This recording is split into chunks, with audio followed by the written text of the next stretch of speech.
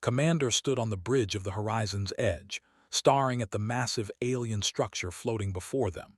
His heart pounded with excitement.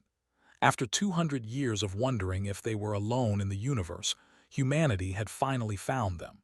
The aliens were real, and their station was beautiful, a spinning ring of silver and blue light that seemed to pulse with energy.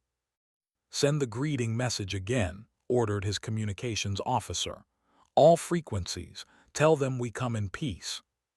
The officer nodded and activated the transmitters. The message went out in hundreds of languages, including the mathematical patterns that any advanced civilization should understand. It was humanity's first official contact with alien life. Imagine the history books would remember this moment forever. But the aliens did not respond. The station remained silent. No welcome, no warning, nothing. Light years away, inside the Great Council chamber, Ambassador watched the human ship on the main display. The chamber was enormous, with seats for representatives from 300 different species. Today, almost all of them were filled. The arrival of the humans had triggered an emergency session. "They are dangerous," said, her voice echoing through the chamber.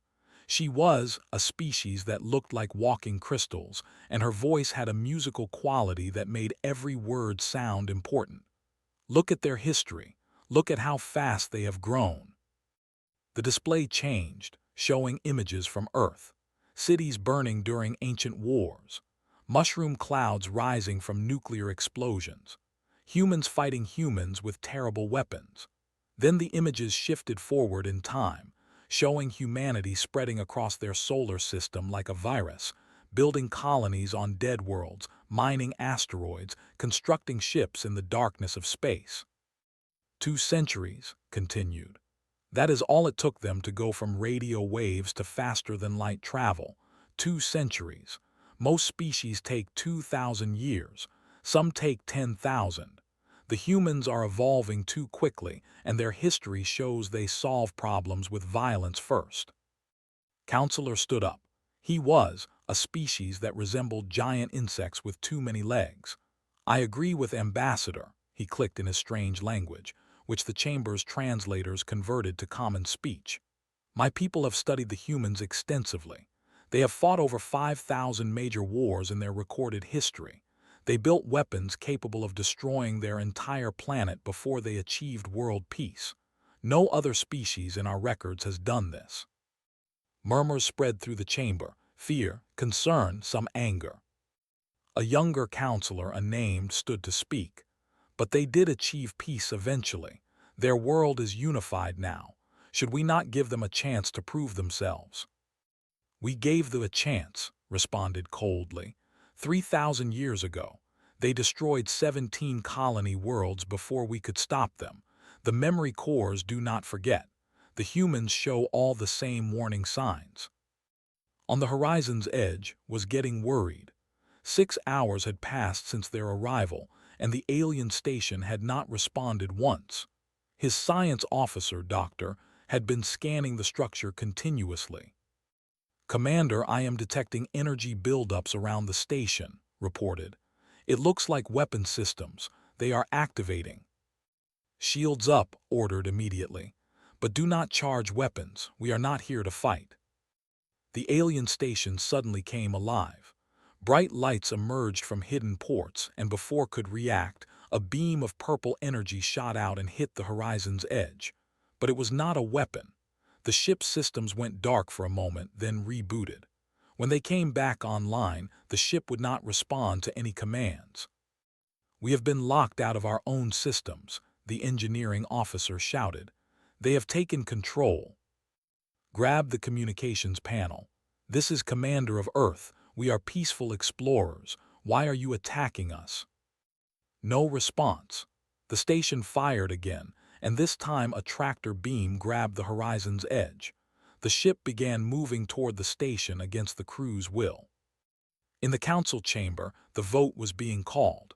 The giant display showed the results in real time.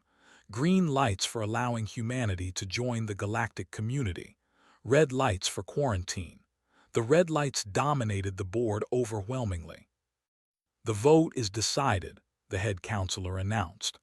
"By a count of 147 to 3, humanity will be placed under Protocol 77, total quarantine." Felt a strange mixture of relief and guilt as she watched her green vote disappear among the sea of red. She had argued for quarantine, but now that it was happening, she wondered if they were making a mistake. But the decision was made. The galaxy would be protected. "Activate the barrier," the head counselor commanded. At the edge of the Sol system, massive machines that had been secretly positioned over the past months began to activate. They were quantum barrier generators, technology so advanced that most council species could not build them. The machines created a field that surrounded the entire solar system, a cage of energy that would trap everything inside. On Earth, Dr. Sister, a scientist named, was working at the Deep Space Communications Center. She was monitoring signals from the horizon's edge when something impossible happened.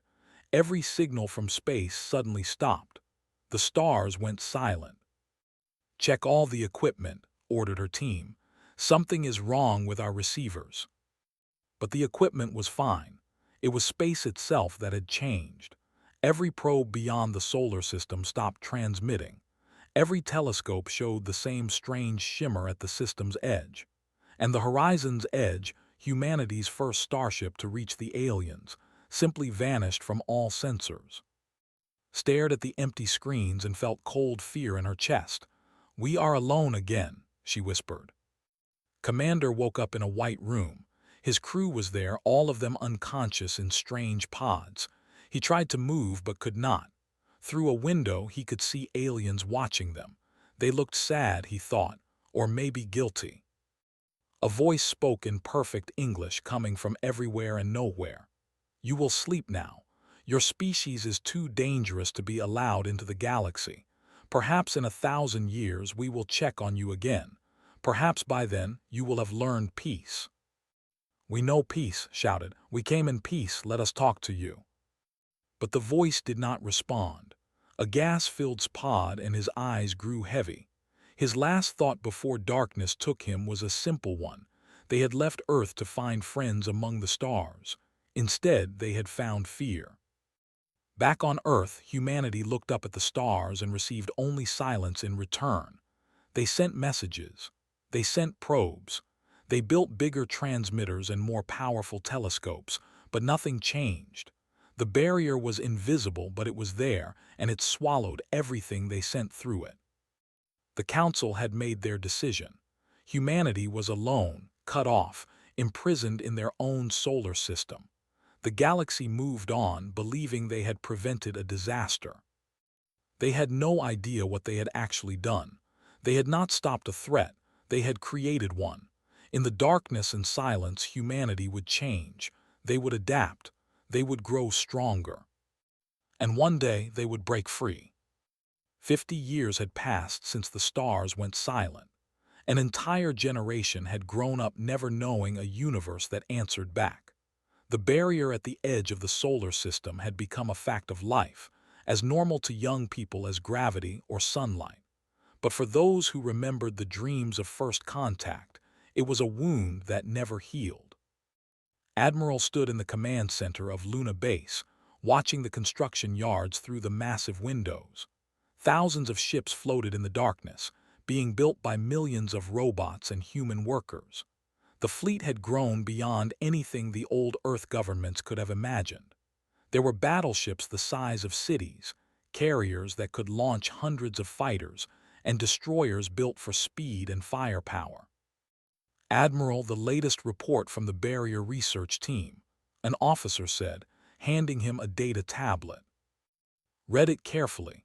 Teams had been studying the barrier for decades, sending probes, taking measurements, analyzing every aspect of the energy field that trapped them. They still could not break through it, but they had learned much. Too much, perhaps. The barrier was not natural. It was a prison, deliberately built by whoever had taken the horizon's edge. "Someone put us in here," said quietly. "Someone decided we were not good enough for the galaxy." The officer nodded. "Yes, sir. The question is, what do we do about it?" We prepare, answered. We prepare for the day we get out. On Mars, in the underground cities built beneath the red soil, a young soldier named Wu was training. He wore an experimental combat suit that made him faster and stronger than any human had ever been. Around him, thousands of other soldiers practiced in the massive training halls that stretched for kilometers beneath the surface.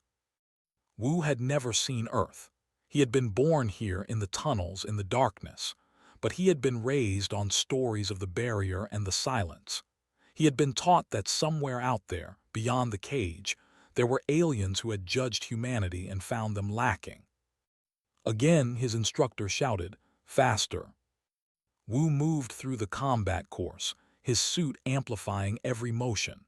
He jumped 5 meters straight up, landed without a sound, and fired his training weapon at targets that appeared and disappeared in milliseconds. His score was perfect, as always. "Why do we train so hard?" a younger recruit asked after the session. "We do not even know if there is anyone out there anymore." Wu checked his suit's power levels before answering. "We train because we might be alone forever, or we might break through tomorrow and find a galaxy full of enemies. Either way, we need to be ready." On Titan, the cold moon of Saturn, Doctor worked in a laboratory carved into the ice. She had spent 20 years of her life studying the barrier, and she was closer than ever to understanding it. The breakthrough had come from an unlikely source, the barrier itself. "It is teaching us," she explained to her research team. "Every time we send a probe through, it destroys the probe, yes, but the way it destroys it reveals information about its structure. The aliens who built this did not realize they were giving us a textbook on advanced quantum mechanics." Her assistant, a young physicist named Jin, looked at the equations covering the walls. "So we can break it." "Maybe," said carefully. "Or maybe we can do something better. Maybe we can weaponize it." The idea was dangerous. If they succeeded, they would be creating something that had never existed before, a weapon built from studying the very thing meant to contain them. But it stopped worrying about danger a long time ago. 50 years of silence had taught humanity that safety was an illusion. Back on Earth, in the capital city of New Seoul, a philosopher named published a book that would define the generation. It was called Children of Silence, and it argued that humanity's isolation had not weakened them but transformed them into something new. "We are no longer the species that sent the horizon's edge into space with dreams and hope," wrote. "We are harder now. We have been tested in ways no other species has been tested. We have been forced to rely only on ourselves, to build everything from scratch, to solve every problem alone. If there are aliens out there, they made us this way. They wanted us contained. They got us prepared." The book became required reading in every school and military academy. It spoke to something deep in the human psyche, the anger at being abandoned, yes, but also pride in what they had become despite it. Engineer was older now, her hair turning gray, but her mind was still sharp. She worked at the asteroid belt, where the largest construction projects in human history were taking place. Entire asteroids were being hollowed out and converted into factories, shipyards, and weapons platforms. "The fusion pulse drive is ready for testing," she reported during a video conference with Earth Command. "It is twice as efficient as anything we have built before." "And the weapons?" Admiral asked. "Ready," confirmed. "Missile systems, rail guns, particle beams, and some experimental designs that I am not comfortable describing over an open channel. Sir, if we get through that barrier and there is someone hostile on the other side, we can fight." Nodded slowly. "Good, because I do not think we will get through and find friends. If they were friends, they would not have left us in here for 50 years." Out in the belt, automated mining stations stripped ice and minerals from the small worlds at the edge of the solar system. Everything was used. Nothing was wasted. Humanity had learned to be efficient because they had no choice. There was no one to trade with, no one to ask for help, no one to rely on but themselves. A monitoring station near the barrier detected the regular scan that happened every few years. Something from beyond was checking on them. The scan lasted only a few seconds, then disappeared. Whoever had built the barrier was still watching, still making sure the cage held. "Let them watch," the station commander muttered. "Let them see what we are building, let them wonder." At the Naval Academy on Luna, young officers studied tactics and strategy from human history. They learned about the ancient wars, the mistakes and victories, the brilliant generals and the terrible costs. But they also learned something else, that humans had always been survivors. No matter how bad things got, humans found a way to adapt, to endure, to overcome. One instructor, a veteran named Captain Lee, told his students, "Remember, we have fought ourselves for thousands of years. We know every trick, every strategy, every way to win and every way to lose. If there are aliens out there, they have probably had peace for centuries. They have probably forgotten how to really fight. But we never forgot. We just had no one to fight except ourselves, so we got very, very good at it." The students listened carefully. They knew they might be the generation that finally broke through the barrier. They might be the ones who would face whatever was on the other side. Doctor's research team made another breakthrough. They had found a weakness in the barrier, a specific frequency that made the energy field fluctuate. It was not enough to break through yet, but it was a start, a crack in the prison wall. "How long?" asked Jin.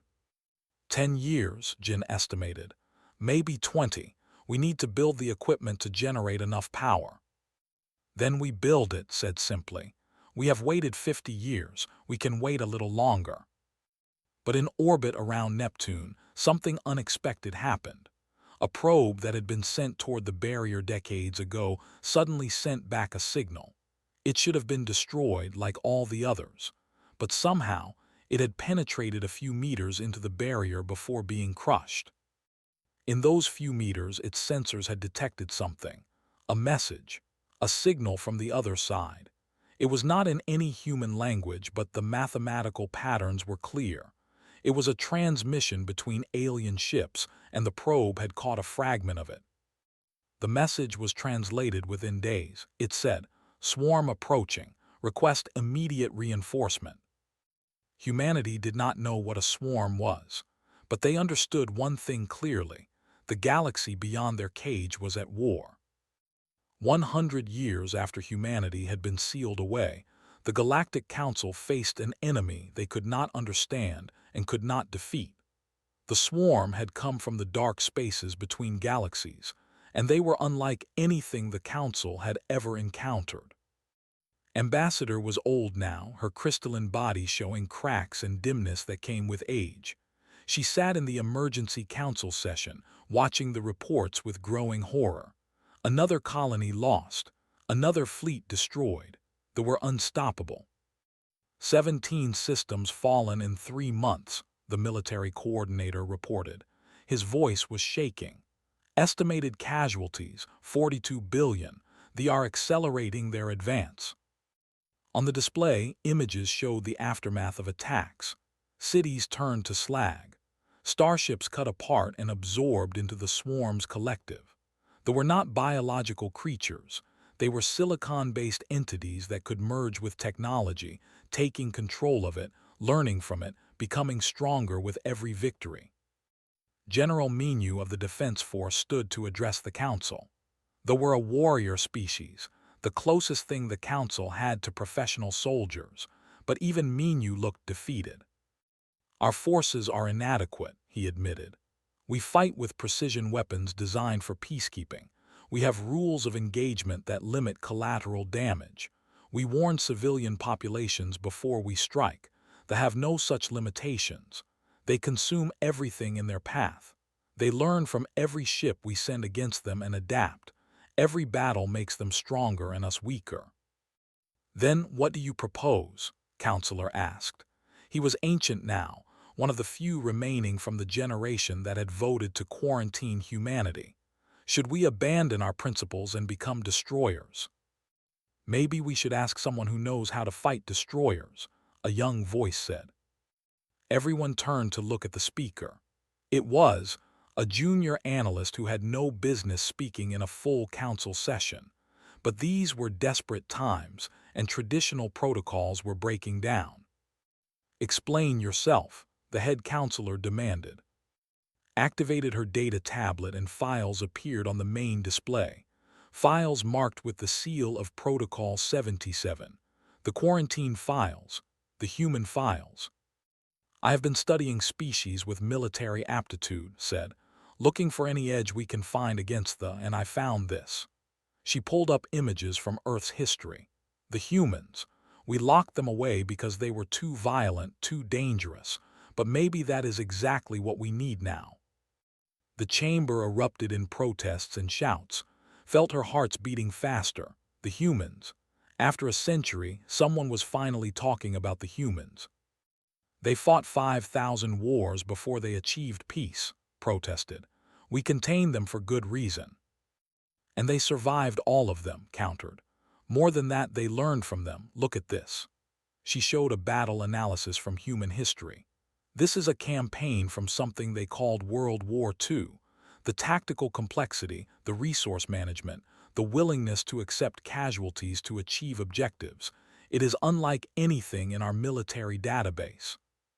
"Because it is barbaric," another counselor said. "Because it is effective," replied. "The humans developed nuclear weapons before they achieved world peace. They are the only species in our records to do this. They lived under the threat of total extinction for decades and survived. They know how to fight when everything is at stake." General Menu was studying the files with intense interest. "They also unified their world eventually. That shows they can learn restraint. And their technology." He zoomed in on the data about human ships built before the quarantine. "Their rate of advancement is extraordinary." "That is why we locked them away," insisted. "And now we need them," Menu said bluntly. "We are losing this war. In 6 months they will reach the core worlds. In a year the Council will cease to exist. We can hold on to our pride and die, or we can swallow that pride and ask for help." The debate raged for hours. Some counselors argued that releasing humanity was too dangerous. Others argued that humanity might refuse to help after being imprisoned for a century. A few even suggested that humanity might have destroyed themselves during their isolation. Finally stood. Everyone fell silent. She was one of the oldest members, one of the original voters for quarantine. Her opinion carried weight. "I voted to lock the humans away," she said softly. "I believed they were a threat to galactic peace. I believed we were protecting the galaxy." She paused, her voice filled with regret. "I was wrong. Not because humans were not dangerous, they were, but because we made them more dangerous by isolating them. We should have guided them, taught them, shown them a better way. Instead, we left them in silence to wonder if we were abandoning them or preparing to exterminate them." "So what do we do?" someone asked. "We lower the barrier," said. "We send an envoy, we apologize. We offer them full membership in the Council, not as junior partners but as equals. And we beg if we must for their help. If they refuse, we die with honor. If they accept, perhaps we can save the galaxy together." The vote was called. This time, it was almost unanimous.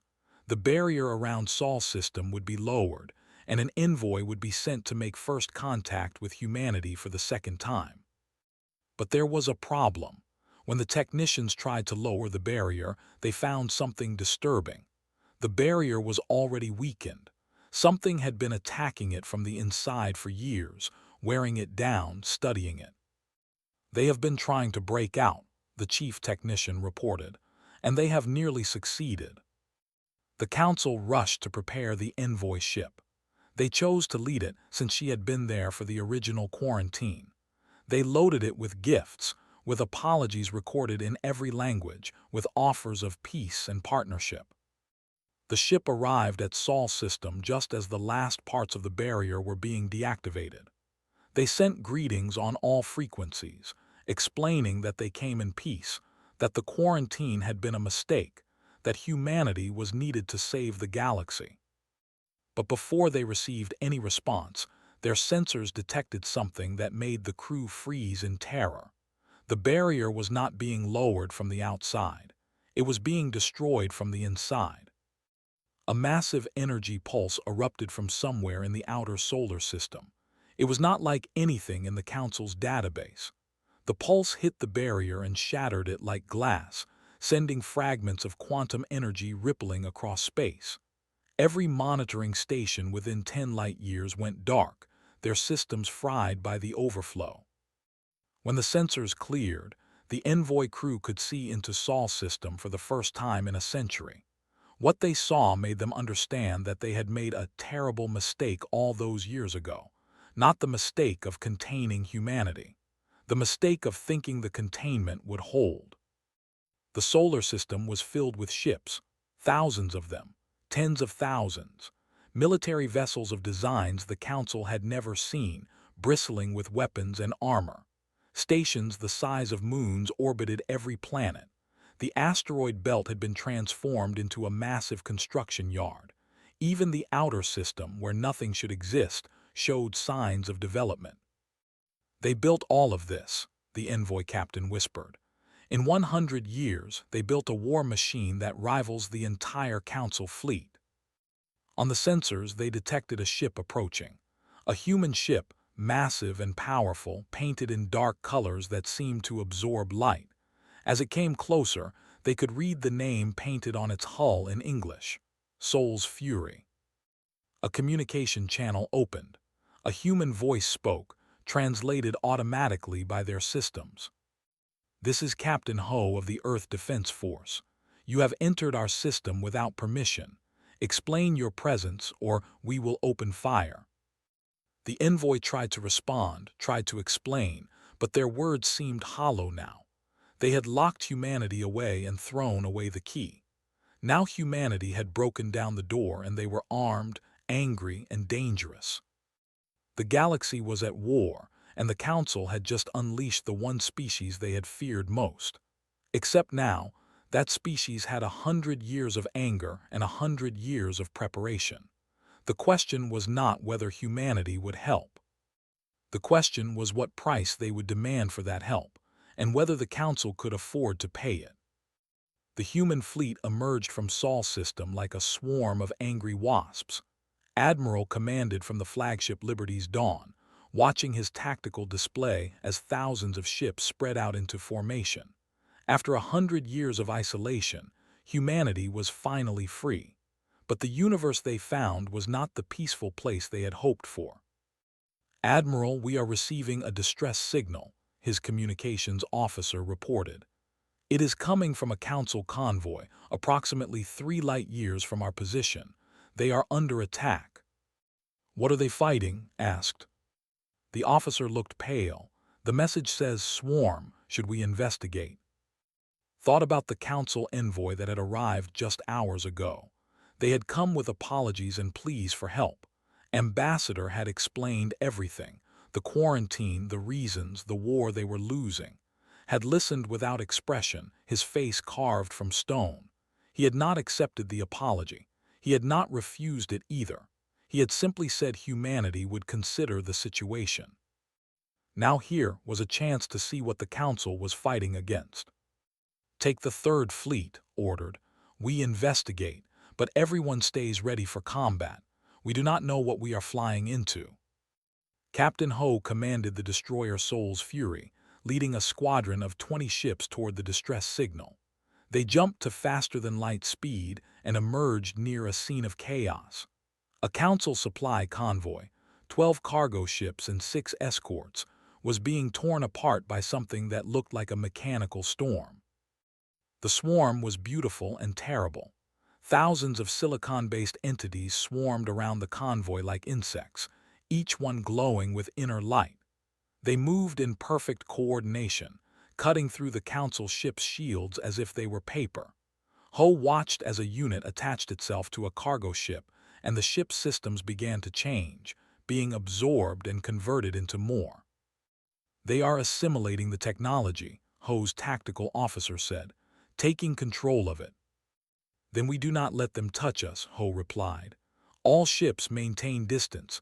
Weapons free, fire on my mark. The human ships spread out in a formation the Council would not have recognized. It was based on ancient naval tactics from Earth's oceans, modified for three-dimensional space. They surrounded the swarm from multiple angles, creating overlapping fields of fire. Mark, Ho said calmly. The Soul's Fury and its squadron opened fire with everything they had. Missiles streaked through space, each one carrying a small nuclear warhead. Rail guns fired solid projectiles at incredible speeds. Particle beams lanced out, burning through units. The humans fought with a brutality the Council had never shown. They adapted quickly, shifting their formation to protect themselves. But the humans adapted faster. Commander Young, leading a boarding team, launched from his ship in armored pods. They crashed directly into the swarm, their combat suits powered up to maximum. "Remember your training," Young shouted over the squad channel. "They are silicon-based. They need to network to function, break the nodes."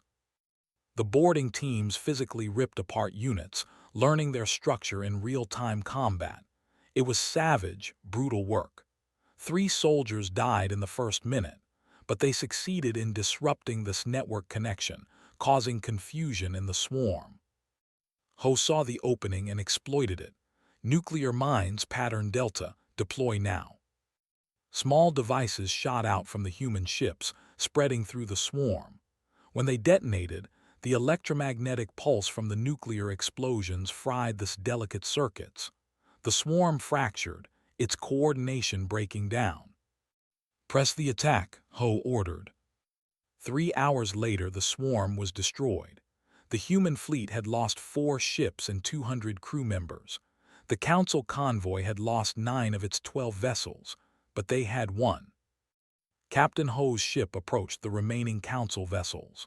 The aliens were clearly in shock, their transmissions confused and panicked. They had never seen anyone fight that way, with such aggression, such willingness to sacrifice, such brutal efficiency. "This is Captain Ho," he transmitted. "Your convoy is secured. We are downloading your tactical data on thee and interrogating the survivors. Do not interfere." "You cannot interrogate our people," the Council commander protested. "We just saved your lives," Ho replied coldly.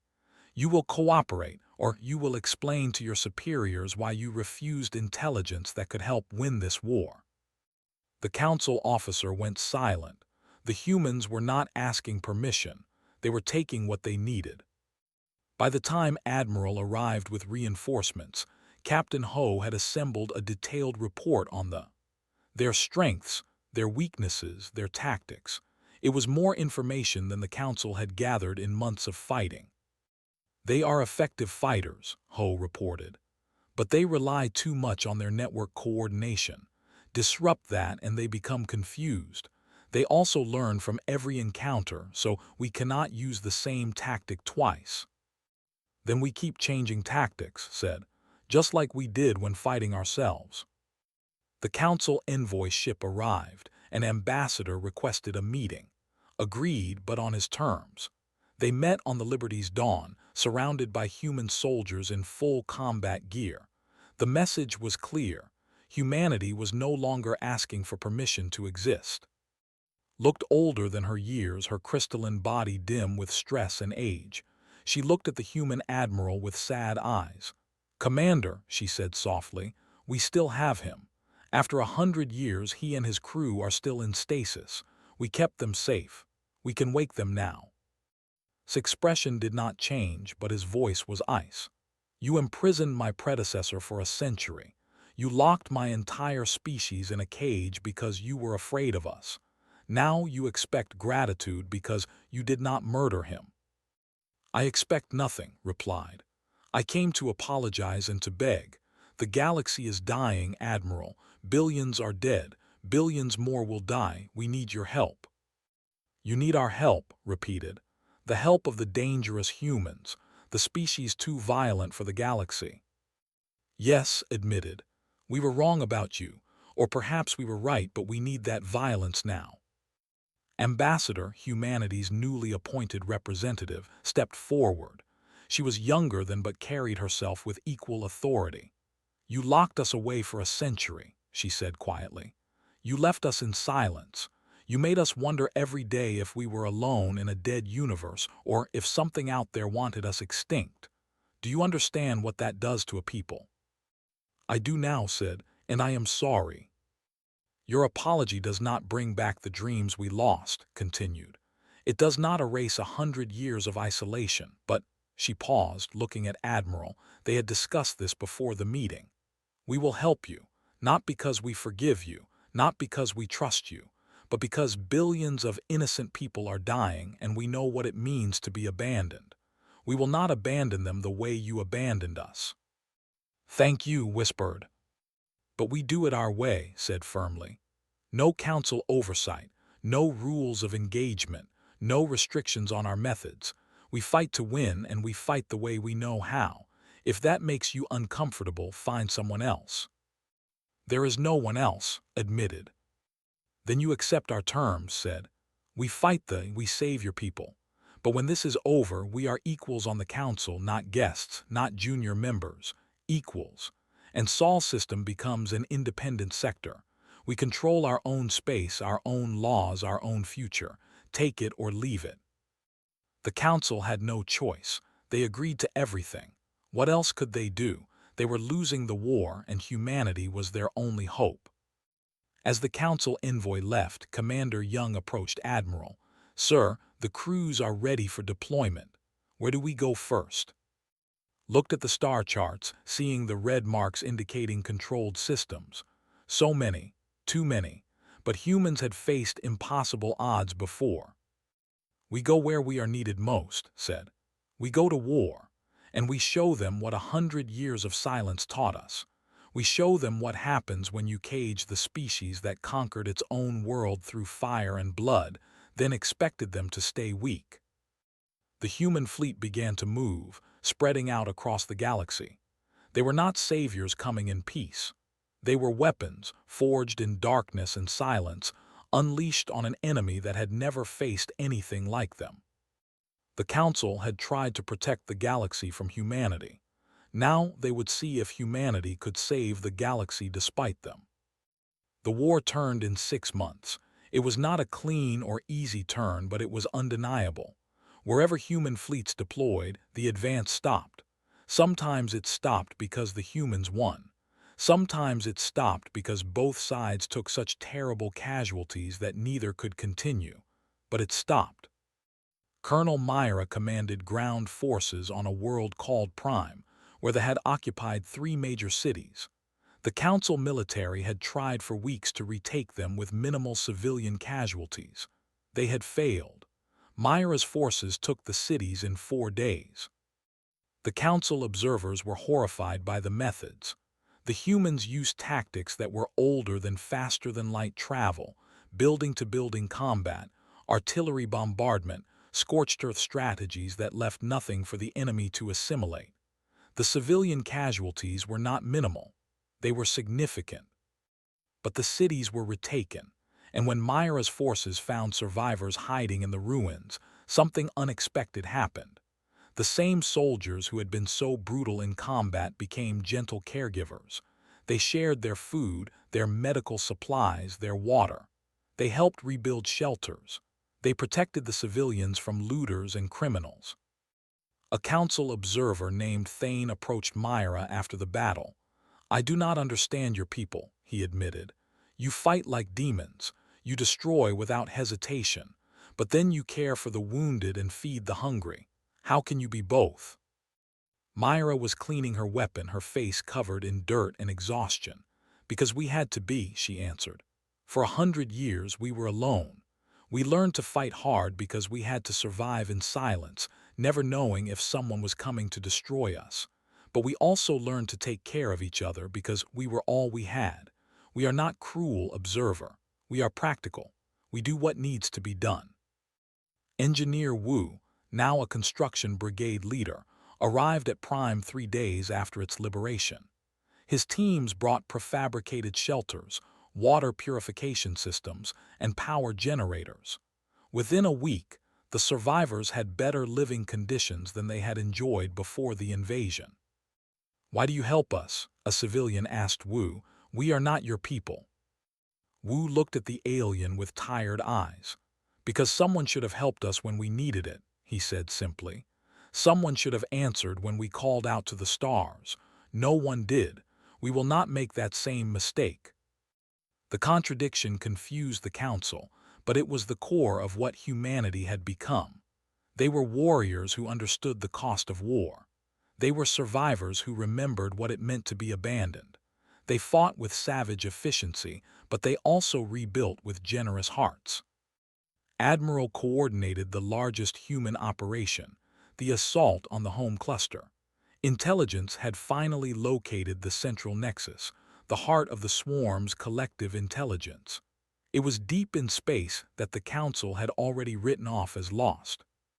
The planning took months. Assembled a fleet of 10,000 human ships, supported by 20,000 Council vessels that had been trained in human tactics. It was the largest military force in galactic history.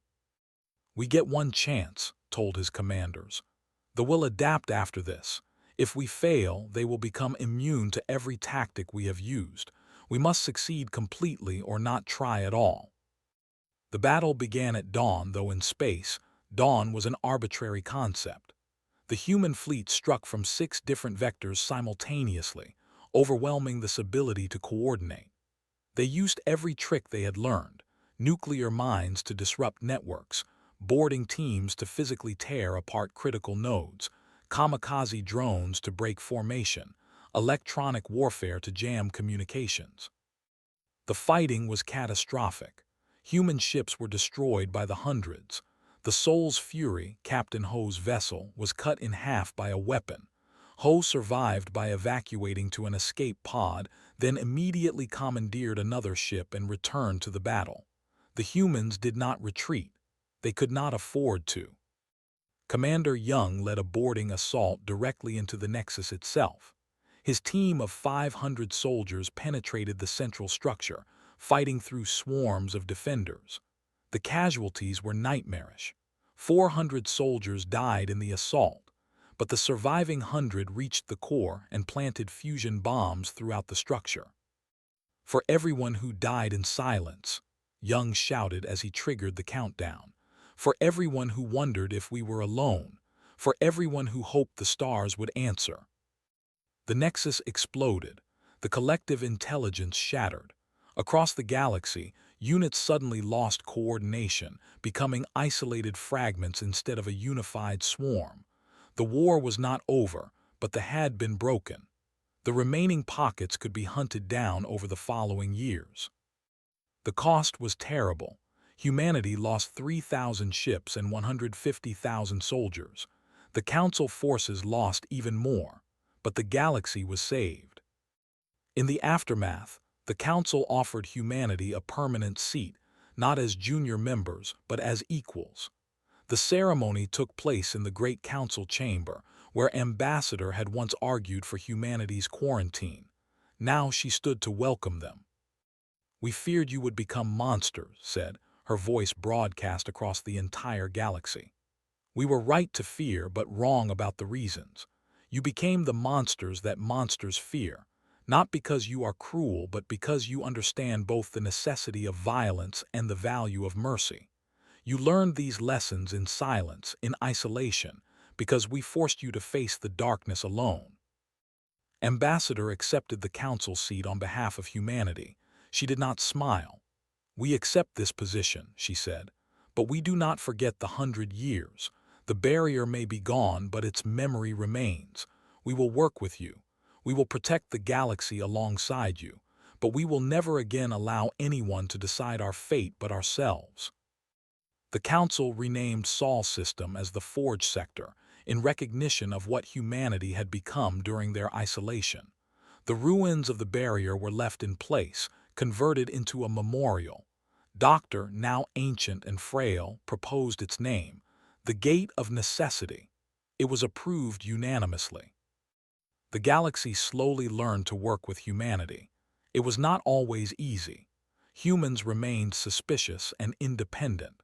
They trusted their own weapons more than council diplomacy. They remembered the silence too well to ever truly forgive. But they also became the galaxy's protectors. When new threats emerged, it was human fleets that responded first. When disasters struck, it was human engineers who arrived to help. When council species faced extinction from disease or famine, it was human scientists who found solutions. Young, the analyst who had first suggested releasing humanity, became the Council's military strategist. Her first act was to establish joint training programs with human forces. Council soldiers learned human tactics, not just the fighting methods but the mindset. How to accept casualties, how to make hard choices, how to survive when everything seemed lost. The humans are teaching us something important, explained to her superiors. They are teaching us that peace requires the capacity for war, that civilization requires the ability to defend it. We became complacent in our millennium of peace. Humanity never had that luxury. 10 years after the barrier fell, Commander was finally awakened from stasis. He was the same age as when he had been captured, but the universe had moved on a century without him. Admiral personally greeted him as he emerged from the pod. "Commander, welcome back," said. "You have missed a great deal." Looked around at the council station where he had awoken. It was full of humans now, working alongside aliens as if it were normal. "Did we make contact?" he asked, confused. "Did they accept us?" "Eventually," said carefully, "but not the way you hoped. Come, let me tell you what happened to your species while you slept. Let me tell you what we became in the silence." As human ships patrolled the galaxy's borders, they carried a new insignia designed by Doctor before her death, a broken barrier with words beneath in every language. "We were left alone. We will never leave you." It was a promise and a warning. A promise that humanity would protect those who needed protection. A warning that humanity would never forget what it meant to be abandoned. The Council had tried to contain humanity's potential. They had feared what humans might become if allowed to join the galaxy. Instead, they had created exactly what they feared, but also something they desperately needed. A species that understood war but valued peace. A species that could fight like demons but also showed mercy. A species forged in darkness and silence who emerged ready to defend the light. Humanity's silence had ended. They had broken free of their cage not through diplomacy or peaceful negotiation, but through sheer determination and ingenuity. And now they stood as guardians of a galaxy that had once feared them, protectors of species that had once voted to imprison them. The galaxy would never be the same, but perhaps that was for the best, because the universe was not a safe place, and safety required more than hope and diplomacy. It required the willingness to fight for it, to bleed for it, to stand against the darkness no matter the cost. Humanity had learned these lessons in silence. Now they would teach them to the galaxy, whether the galaxy wanted to learn or not.